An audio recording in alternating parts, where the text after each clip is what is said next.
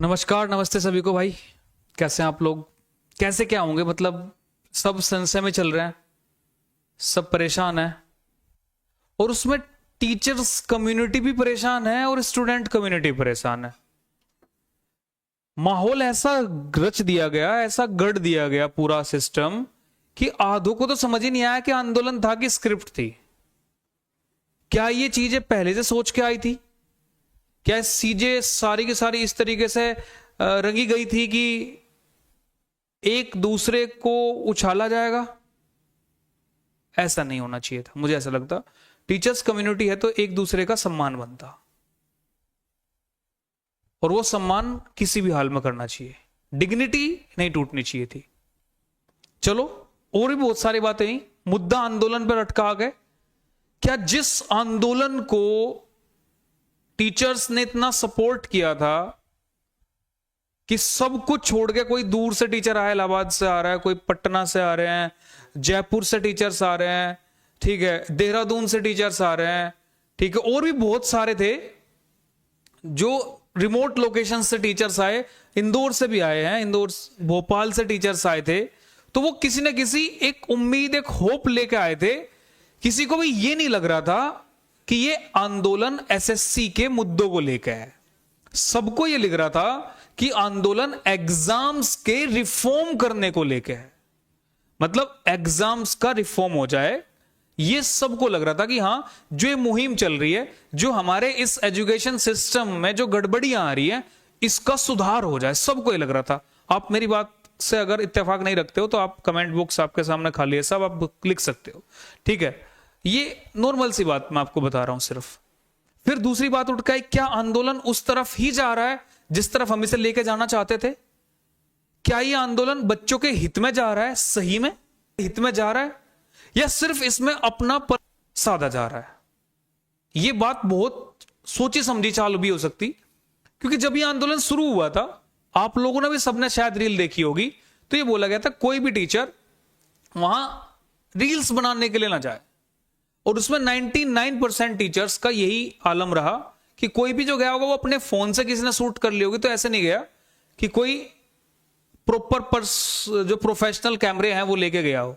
हालांकि कैपेबल हैं हम सारे प्रोफेशनल कैमरे वाले को ले जाने में, लेकिन उसे लेके कौन गया? फिर सिर्फ जिन्होंने वो रील बनाई थी, जिन्होंने वो रील बनाई थी कि भाई कोई भी रील नहीं बनाएगा, और वहां सबने रील ही बनाई। फिर सबसे ज्यादा टीम उन्हीं की थी, सबसे ज्यादा कैमरे, क्योंकि वो आए भी उस तरीके से थे, सारे टीचर्स एक जगह दिख रहे हैं, और वो अपनी अलग मंडली लेके आए, बिल्कुल माहौल बनाते हुए, और पूरा सिस्टम को कि बदल देते।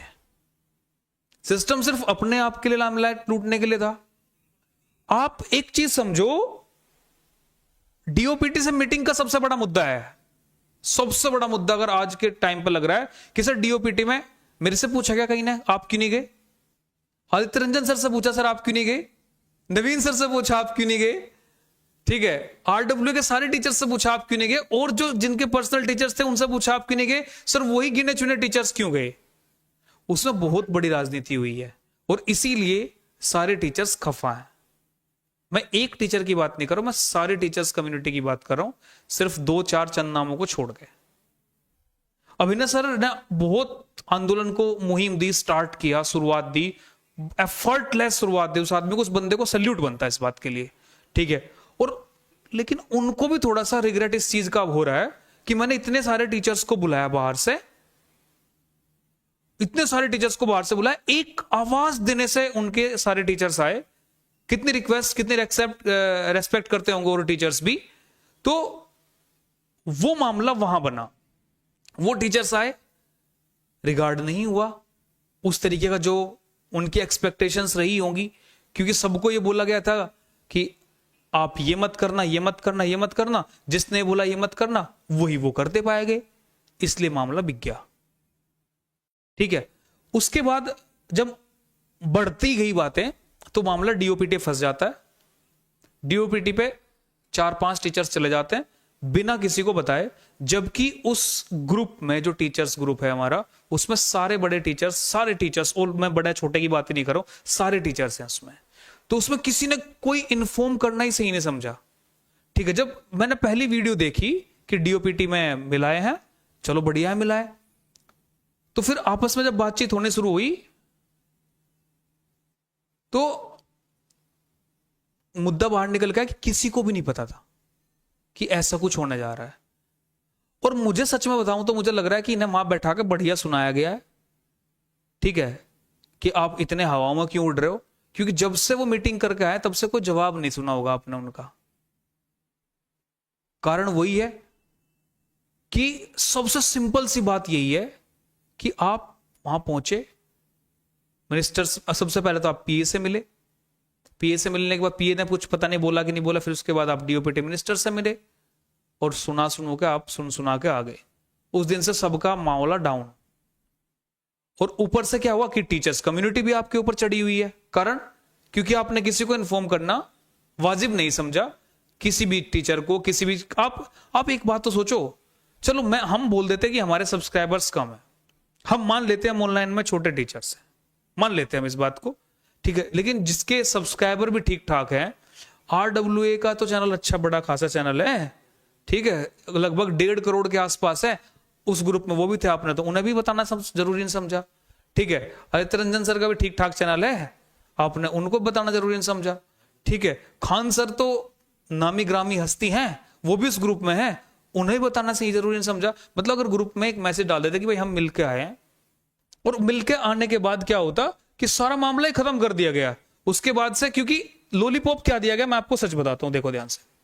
सबसे बड़ा लॉलीपॉप क्या था कि 6 अगस्त को सबको पता है कि कल है 6 अगस्त, 6 अगस्त को क्या था कि भाई आंदोलन होगा 6 अगस्त को अगला, ठीक है, परमिशन मिल गई है, सबने बोला बात, परमिशन मिल गई 6 अगस्त के लिए कि 6 अगस्त को कहां, जंतर मंतर पर बैठा जाएगा, जंतर मंतर बैठेंगे 6 अगस्त को, 6 अगस्त की बात पक्की हो गई है, ये सबको पता था, ठीक है। मंडे गए, मंडे जाके भाई साहब क्या होता, डीओपीटी में मिलाते, उन्होंने टाइम मांग लिया 7 दिन का। तो 7 दिन का टाइम मांगने का मतलब क्या है, अगर 4 तारीख का मंडे है, 7 दिन का टाइम मांग लिया तो मतलब 11 तारीख होगी, तो 6 तो गई अपने आप ही, 6 का तो लॉजिक ही खत्म गया, 6 में तो कुछ बचता ही नहीं, फिर बात ही गोलमोल होगी सारी की सारी 6 को लेकर। तो इसमें सबसे बड़ी दिक्कत क्या आई, क्या टीचर्स को रेलवे रिफॉर्म के बारे में बात नहीं करनी चाहिए थी। अब कुछ बोलेंगे नहीं हमने तो की थी रेलवे रिफॉर्म के बारे में बात, तो बैच बेचने के लिए कि सर मैं रेलवे का मुद्दा सिर्फ इसलिए उठाऊंगा क्योंकि मुझे बैच देना है रेलवे का, ठीक है, और दे दिया आपने वो बैच, ठीक है। आप खुद देखो ना, मतलब इसमें सही मायने में क्या लग रहा है कि इसका मतलब स्टूडेंट्स का तो हित बेकार हो गया बिल्कुल, ठीक है। अब रेलवे का मुद्दा रेलवे का कोई टीचर उठाता तो चलो जायज बात थी, जिसने रेलवे पहले से पढ़ाया हुआ है, जिसे रेलवे में दिक्कतें क्या क्या है, क्या कैलेंडर की दिक्कत है, क्या एग्जाम में प्रॉब्लम आ रही है, भाई हम एसएससी पढ़ा रहे तो हमें एसएससी की प्रॉब्लम्स पता है, ठीक है। जो टीचिंग के एग्जाम पढ़ा रहे टीचिंग के एग्जाम्स की प्रॉब्लम पता है। अब मैंने टीचिंग पढ़ाई नहीं, मुझे पता ही नहीं टीचिंग के बारे में क्या है, टीचिंग के एग्जाम्स के बारे में, ठीक है। लेकिन आप ये मुद्दे तो आप नॉर्मल सी बात है, उन चीजों को तो पूछा जा सकता था, आप उनसे आप बात ही कर लेते ना, सिंपल बात करके पूछ लेते कि सर ये ऐसा है, ये ऐसा है, ठीक। फिर वहां डीओपीटी मिनिस्टर साहब थे, तो डीओपीटी जो मिनिस्टर हैं उनके साथ में एसएससी वाले चेयरमैन बैठे हुए थे, ठीक है। आपसे पूछा गया कि एडिक्विटी साहब बदली नहीं जाएगी, ठीक है, इन्होंने खूब पुरजोर कोशिश कर ली, बदल दो। लड़ाई किस चीज की थी कि सर इसे बदलवाना है वेंडर को, नहीं बदला गया, ठीक है। चाय पी गया, 2-4 गालियां सुन के आए, मजा आ गया, बस आया ना मजा। तो एडिक्विटी नहीं बदलेगा, एग्जाम पोस्टपोन्ड अब तक खुद क्लियर नहीं है जो मीटिंग में गए कि होगा कि नहीं होगा। उसी मीटिंग में गए हुए हैं, शाम को वीडियो बनाई जा रही है, एक साहब कह रहे हैं पोस्टपोन्ड होगा, एक कह रहे हैं पोस्टपोन्ड नहीं होगा। तो आप सिर्फ एक बात नहीं, सर आप एक ही मीटिंग में गए हुए हो और उसी मीटिंग में आपको पता नहीं चल रहा है कि एग्जाम पोस्टपोन्ड करना है कि एग्जाम पोस्टपोन्ड नहीं करना है। फिर एक ही वीडियो में बोल रहे हैं दोनों, मैंने वीडियो का लिंक पिन कर रखा है, उसमें जाकर चेक कर लेना, एक ही वीडियो में बोल रहे हैं। और इसमें भी कहोगे, इसमें भी लिंक, इसमें डिस्क्रिप्शन में डलवा देना उसका लिंक भी, ठीक है। एक ही वीडियो में बोल रहे हैं, ठीक है। आप क्रोनोलॉजी नहीं समझ पा रहे हो, और अभी नहीं समझोगे तो कुछ दिन बाद समझ लोगे कि सर आज नहीं समझ आया, उस आदमी ने ठीक बोला था। आप ये बात खुद बोलोगे कि हाँ वो आदमी ठीक बोला गया था, सच्चाई बोला गया था। आज नहीं समझोगे क्रोनोलॉजी तो आपको 1 महीने में 2 महीने में समझ में आए, क्योंकि मेरी बात थोड़ी सी लेट समझ में आती है लोगों को। ठीक है, जब लुट पिट लेता, बहुत सारे थे मेरे साथ में भी ऐसे। ठीक है ना, 2 महीने बाद पता चलती थी कि अच्छा ये आदमी बोल के क्या गया। तो आज आपको समझ में नहीं आएगी, लेकिन आपको कुछ दिन बाद समझ में आ जाएगी। बात आई सीपीयू एग्जाम की। सीपीयू एग्जाम का रिजल्ट नहीं आया। अरे आज की हमें तो ये जीत मिली है, ये जीत है क्या सीपीयू एग्जाम के रिजल्ट की? आज नहीं देना था, कल देती एसएससी, 1 महीने बाद दे देती। ये तो बात नहीं थी। फिर कह रहे कि 100 रुपए उल्टे आया करेंगे अब। तो 100 रुपए रेलवे के एग्जाम में भी तो उल्टे आते। रेलवे के एग्जाम में भी क्वेश्चंस गलत होते हैं। रेलवे के एग्जाम में क्वेश्चन गलत होते हैं मेरे भाई, तो उसमें भी 100 रुपए देते हैं। 100 रुपए अगर दी तो वो अगर किसी का क्वेश्चन सही है तो वो वापस आ जाते हैं। तो ये एसएससी क्या करती थी अब तक कि 100 रुपए गए तो वो गए, वापस नहीं आते थे। तो इस बात पे हाँ बोल दिया उन्होंने कि हाँ जी 100 रुपए हम आपको वापस कर देंगे, रिफंड कर देंगे, क्योंकि इसमें भी कर रहे हैं तो इसमें भी कर देंगे। चलो कोई बात नहीं, ये बात समझ आई। हाँ, रेलवे रिफॉर्म की बात करते हैं। रेलवे रिफॉर्म की बात करते करते बैच बेच देते हैं। ठीक है, बच्चों के इमोशंस को बेचा गया। और अब आंदोलन किस तरफ जा रहा है, किस तरफ रुख ले रहा है, किस तरफ ये चलने वाला है, इस बात पे कोई बात नहीं चल रही, क्योंकि सिर्फ बात थी लाइमलाइट लेने की, बात थी फेम लेने की, बात थी बैच बेचने की। तीनों मामले सेट हो गए, क्योंकि फेम मिल गया, दोबारा से लाइमलाइट मिल गई, क्योंकि सारे चैनल्स पे मिल गया। आप सारे चैनल्स पे घूमे, बच्चों के इमोशंस को खेल के आपने रेलवे की बात कर करके आपने रेलवे के बैच बेच लिए, तो मामला उल्टा हो गया जी वहां।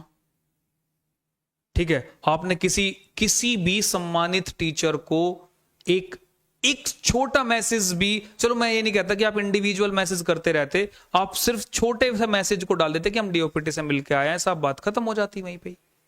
ठीक है, सब आपको आप बाद में बता देते कि हाँ सर ये हुआ है वहां पे, कोई दिक्कत नहीं थी। लेकिन आपको तो ये लग रहा था कि नहीं संसद भवन से ही रील बनेगी, संसद भवन से रील बनाएंगे और सबसे पहले तहलका मचाएंगे, सारे बैच हम बेचेंगे, दूसरे टीचर्स तो भाड़ में जाए। उनका बैच बिके ना बिके अपने को क्या मतलब है। जिसका बैच बिकेगा वो बड़ा, जिसका बैच नहीं बिकेगा वो छोटा, दोबारा से फिर वही हो जाएगा। क्योंकि लड़ाई तो पढ़ा के बेचने की है ही नहीं, लड़ाई तो फेम कमा के बेचने की है।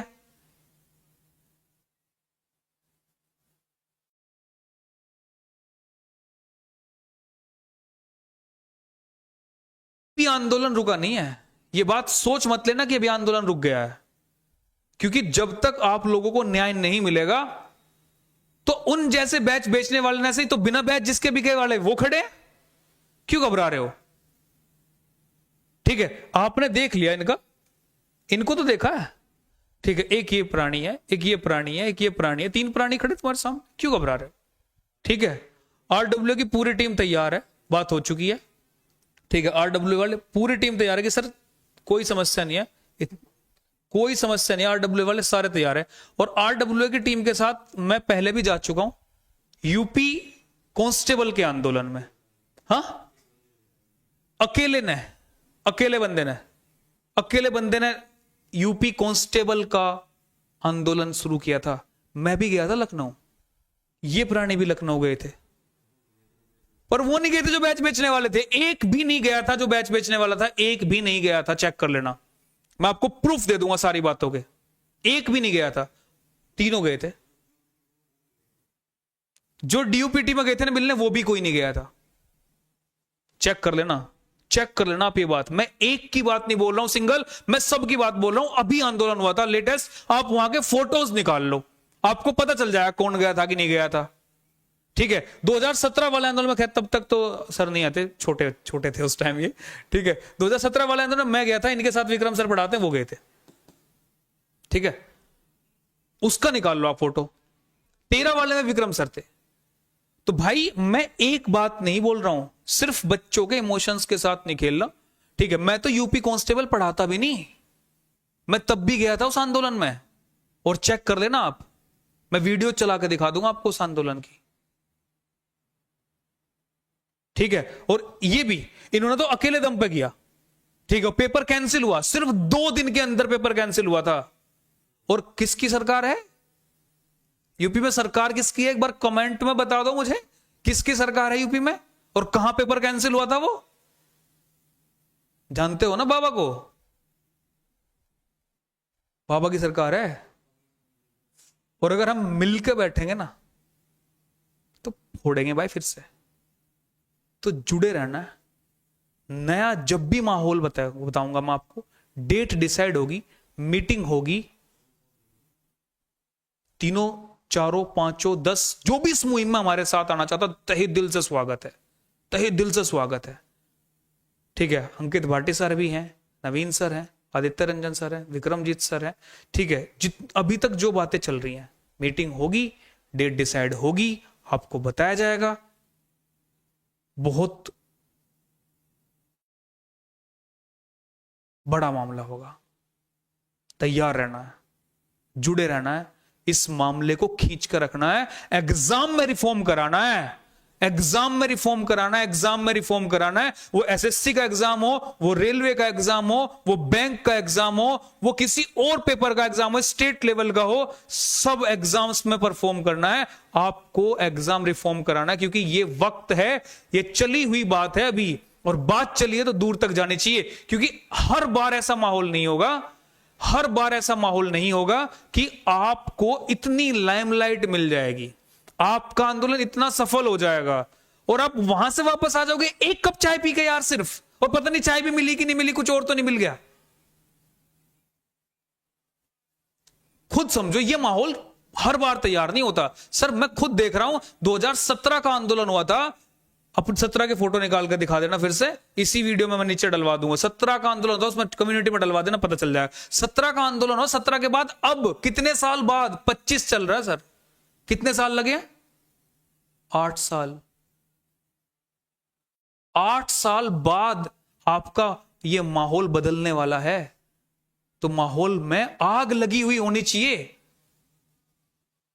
इतनी ताकत लगा दो, इतनी ताकत झोंक दो इसमें कि आपको एहसास हो जाए, और सरकार को तो एहसास हो ही रहा है। हम देखो, मुझे सरकार से मतलब नहीं है, और ये डरने वाली बात नहीं है। मैं बोल रहा हूं सरकार से मतलब हमें नहीं है, हमें मतलब है हमारा सिस्टम से हो जाए। हम उस बच्चे से मतलब है जो पेपर देने गांव से आ रहा है और वो 600-700 किलोमीटर दूर आ रहा है, 2 दिन पहले ये नहीं पता कि सेंटर कहां है, तो उसका दुख समझ लो। उसे 100 किलोमीटर की रेडियस में दे दो यार, कहीं 100 किलोमीटर की रेडियस में दे दो, उसका पेपर सही से करवा दो, उसका एग्जाम सही से लेके उसे नौकरी दे दो, उनके घर के दिए जल जाएंगे, उनके घर की खुशियां लौट आएंगी, उन मां बाप के सुख के आंसू लौट आएंगे, उन मां बाप को दोबारा जिंदगी जीने का मौका मिलता है। जिसने बहुत गरीबी देखी होती ना, उसे एकदम से चकाचौंध दिख जाती है कि यार मेरा लड़का हो गया, मेरी लड़की होगी। ठीक है, चाहे कांस्टेबल ही क्यों ना हो जाए ना, उनके घर की खुशियां अलग होती है जब कांस्टेबल ही बन जाता है कोई। अगर इंस्पेक्टर बन गया सीजीएल में, सीपीओ के थ्रू सब इंस्पेक्टर बन जाए, या एडब्ल्यूटीपीओ के through Delhi police head constable बन जाए, किसी भी तरीके से बन जाए ना, उस घर की खुशियों का आलम अलग होता है। हम वो चाहते हैं कि साहब ये चीजें चेंज हो गए, वो बच्चे और उनके मां बाप उस दुनिया को दोबारा देख लें जिस दुनिया में खुशियां हैं। वो 500 किलोमीटर दूर, 700 किलोमीटर दूर चला जाता है। क्यों चला जाता है? क्योंकि उसे दिखता है कि मेरे मां बाप कि ये दुर्गति जो हो रही है उससे उन्हें मुक्ति मिल जाएगी, उनका गांव में नाम हो जाएगा, सम्मान मिलेगा, हाँ ये उसका बाप है, यहां ये उसकी मां है। वो चीजें, तो वो चीजें चाहिए। ये नहीं है कि मैं आया था आंदोलन करने और ले मेरा बैच भी खरीद ले मेरे भाई, वो चीजें नहीं चाहिए। चीजें चाहिए तो फेयर चाहिए कि साहब उस उम्मीद को जगाए रखो, उन बच्चों की उम्मीदें ना टूटे जो बहुत गरीब तबके से आ रहा है। बहुत कौन करता यार तैयारी इन एग्जाम्स की, रेलवे की तैयारी, सीजीएल की तैयारी, सीएचएसएल की तैयारी कौन करता? मिडिल क्लास या लोअर मिडिल क्लास। तो उनके पास इतने करोड़ों अरबों रुपए नहीं है कि वो आपको झोंक देंगे इस एग्जाम में। वो आपको शरीर से साथ दे सकते हैं।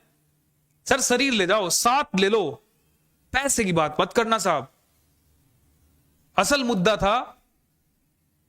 मुद्दा था ये कि उन बच्चों का रिफॉर्म करा दो, उन बच्चों को ऐसी स्थिति में लेके आ जाओ कि उनके मां बाप आपको दुआएं दें। ये नहीं था कि बैच ले ले, दुआएं तब मिलेंगी। और एक मीटिंग सिर्फ 10 मिनट में आंदोलन खत्म करके चला है क्योंकि हमें तो फेम मिल गया। नहीं साहब, ये मत करो। इन बच्चों को कह रहा सर ये यूपी का तो है वो आंदोलन वाला, मुझे तो नहीं लगता, कौन सा, मैं श्योर नहीं हूं, यूपी का तो नहीं लग रहा। हाँ चलो होगा, बहुत बढ़िया, कोई दिक्कत नहीं है। असल मुद्दा, मुद्दे को मत बिगड़ो। तो असली जो जड़ है ना, उस जड़ पे आ जाओ, बात करो, मिलकर बात करो, खींच कर रखो मीटर को। एग्जाम्स में रिफॉर्म होना जरूरी है।